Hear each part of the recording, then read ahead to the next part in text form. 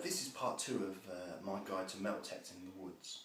Now, for this short video, I'm basically going to focus on the type of way that you want to set your metal detector up. Now, obviously, there are hundreds of different metal detectors out there, so I can't give you exact, settings or anything because everyone's different. But for the woods generally, you want to be searching for those real deep targets. Now, what I've found from my particular experience in the woods is that you shouldn't come across a lot of trash. You shouldn't. So you really want your sensitivity as high as possible and your discrimination as low as possible. Basically just cutting out large iron, that would be about it. If possible, all metal mode, and then checking your targets by just raising the iron a little bit.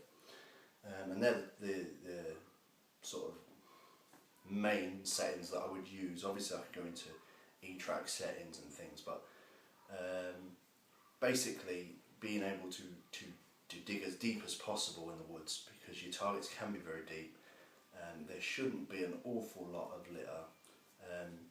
What you'll primarily get is if people, and I mentioned this in the last video, homeless people use the woods a lot.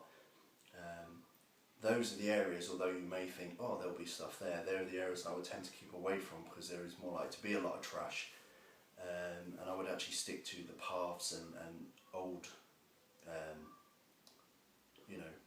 old pathways and things that you can discover and use them. And obviously, even round, you check around all trees, but you always notice significant trees that you think people would have, hung around them, and you might see carvings in the trees, and that they're obviously can be a sign of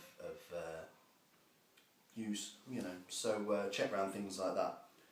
But you basically want to go slow and low no matter what detector you're using, and really listen for those quiet, deep signals, because chances are they probably will be. You will get your obvious more surface finds and that, but they're the settings that I would use in the woods. So as always, comment, rate, subscribe, and let me know what you're thinking. Cheers, YouTube.